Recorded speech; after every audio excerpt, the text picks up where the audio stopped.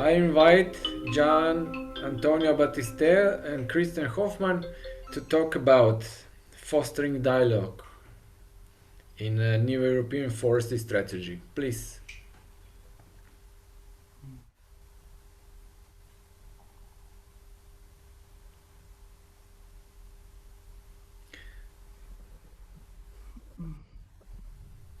Moment.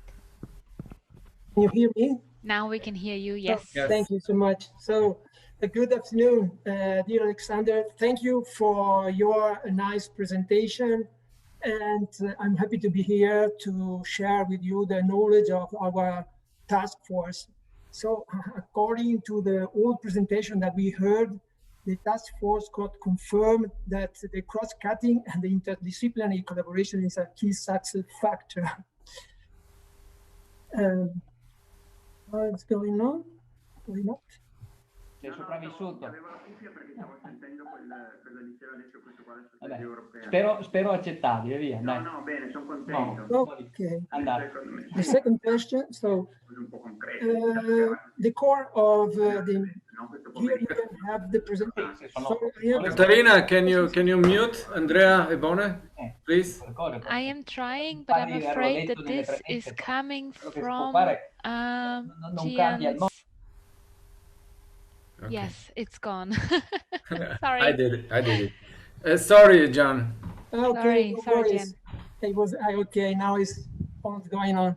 Okay, thank you so much for that. So, just a few words on the Microvision strategy. As you know, the core of the implementation level of EUSALP Microvision strategy is the action groups and the action group leaders.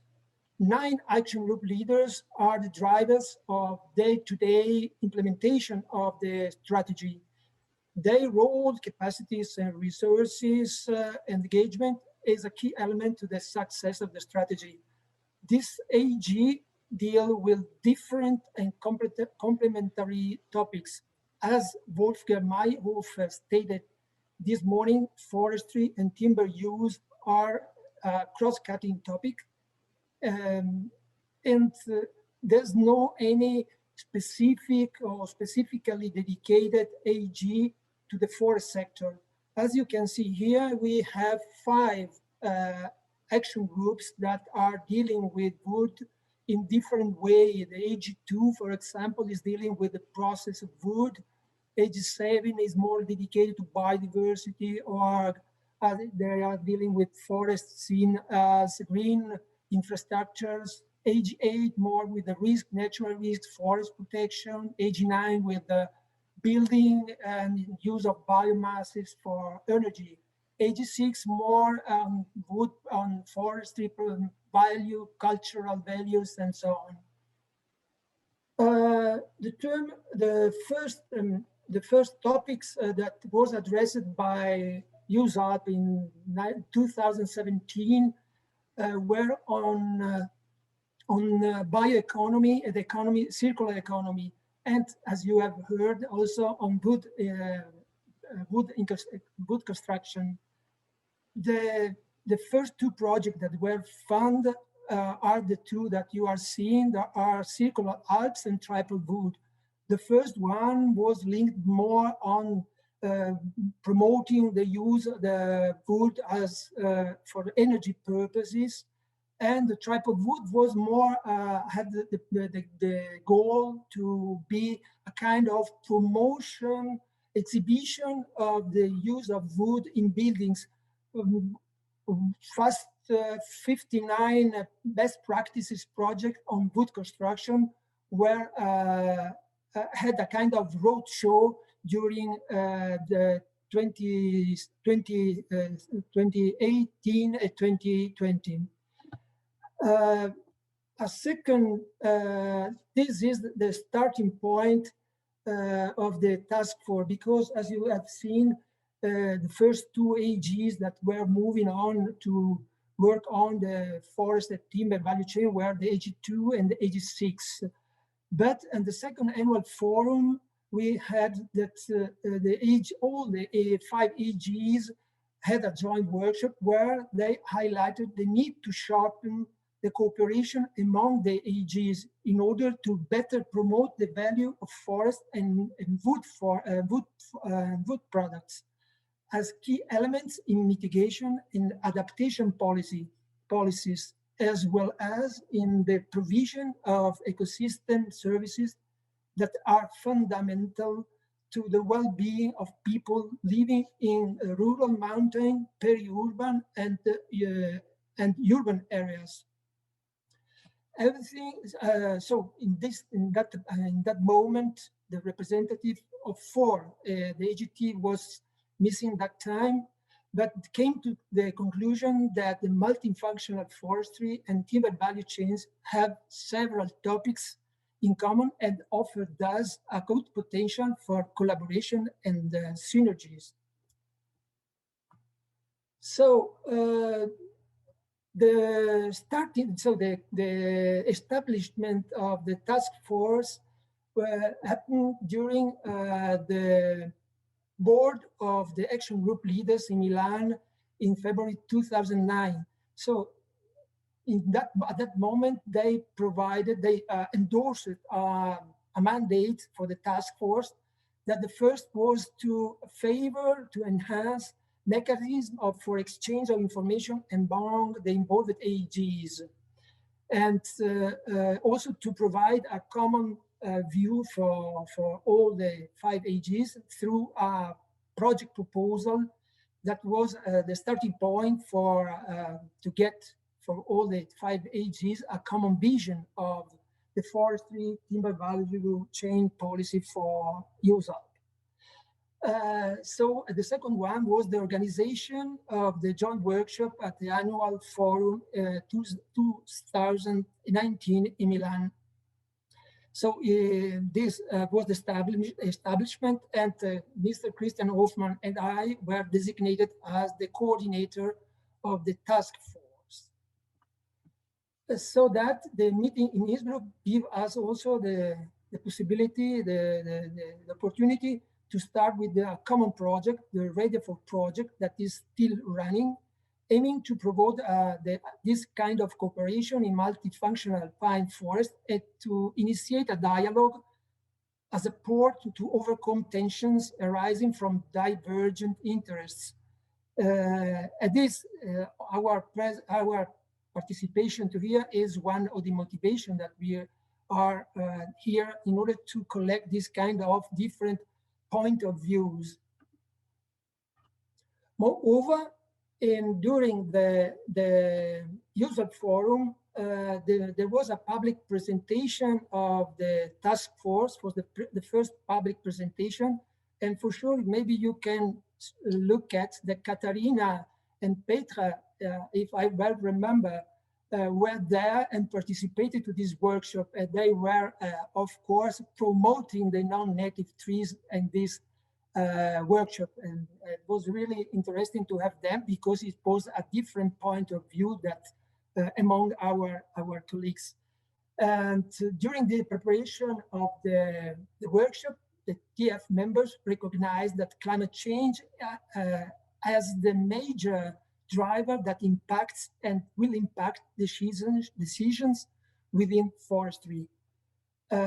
Inspired by this observation, the task force grasped the main takeaway message that foresters, forest owners need to raise their capacity on social and institutional sustainability for being more present in governance processes, also those that are not usual, as the non-native trees for management, forest management.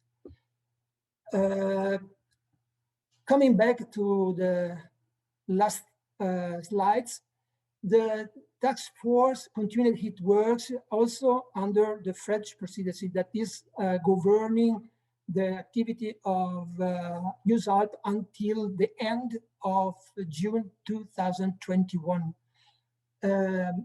Also in this case, the task force organized the workshop, so-called the multifunctional alpine forest uses conflicts that was organized in December 2020, in Nice.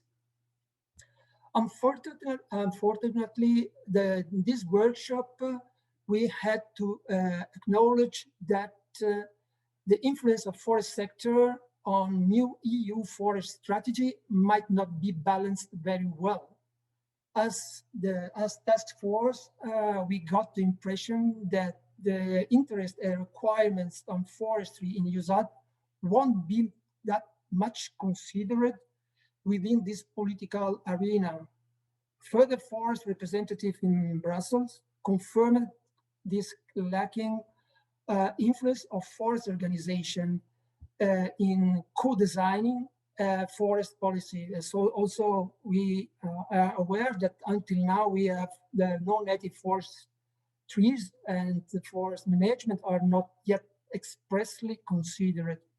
So that the task force decided to promote EUSALP forestry specificities, also including, when possible, the non-native trees in forest policies, processes benefiting also from the collaboration with MAMF, from the Alpine Convention that you heard from Mr. Meyerhofer, and to contribute to Alpine Climate Target System 2050.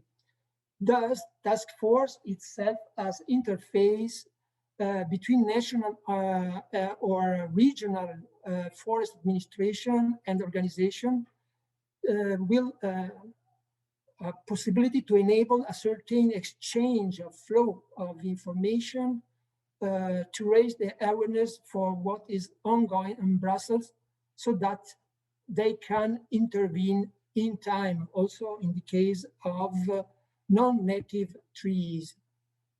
So coming to the conclusion, I hope not to be so fast, but I want to recover the time lost. The task force is currently working on its relaunch and to set up a second mandate. So we are waiting for the endorsement of the second mandate, 2021 and 2022. Key points for the draft mandate will be of course, the next organization, the next workshop for the fall, for the fifth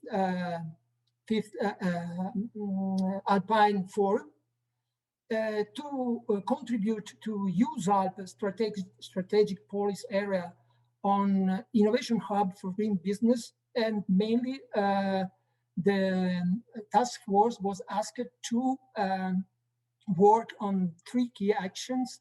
So to create this kind of business models for the construction sector linked to the sustainable buildings in innovative circular economy and bioeconomy business models. This is maybe at the moment, maybe the way where non-native trees could find a further opportunity to be considered. And then, as you know, tomorrow the colleague Antoine Pat of the EUSALP France will have a speech on the forest strategy of the French presidency. We are supporting already the initiative of the nature-based solution for the protection of biodiversity and natural risk management in the Alps. That is, of course, now coordinated by the French presidency. But moreover, our interest is that to be a kind of interface to promote this kind of cooperation and dialogue among the different interests, the point of view of what is forestry and wood promotion. In this case, the task force is asking itself if this view from the cross-cutting cooperation among the 5 action groups and this platform character that we represent could be of interest for ALPTREES to exchange information and to intervene in policy processes in Brussels. If yes, that might be a starting point also for you to stay more close in contact, to understand more in depth the practical challenges and requirements of sustainable forest management, that should be communicated and acknowledged in European forest policy documents. If you want to to work with us, let's take out of this opportunity. You are welcome to work with us. We are waiting for continuing our effort also with you and with the non-native forest trees. Thank you so much. Thank you very much.